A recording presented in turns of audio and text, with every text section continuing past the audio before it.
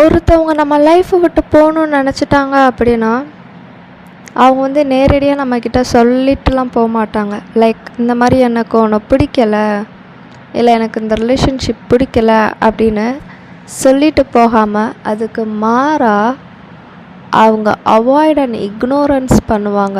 எப்படி அப்படின்னா, முன்னாடி பேசின கால் டைம் கம்மியாகும். இப்போது முன்னாடி பேசின மெசேஜஸோட இப்போ மெசேஜ் கம்மியாகும்.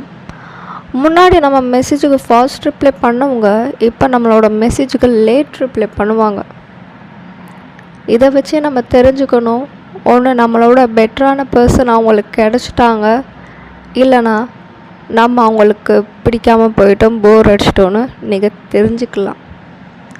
இன்னும் ஒரு விஷயம் என்னென்னா, இங்கே இந்த உலகத்தில் 24 மணி நேரமும் எல்லோரும் பிஸியா அப்படின்னு கேட்டால் இல்லை, ஃப்ரீ டைம் இருக்கும்.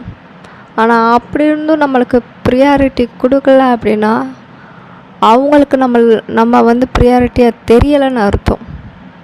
நம்மளை ப்ரியாரிட்டியாக நினச்சாங்க அப்படின்னா எவ்வளோ பிஸியான நேரத்துலையும் நமக்குன்னு டைம் கொடுத்து வருவாங்க.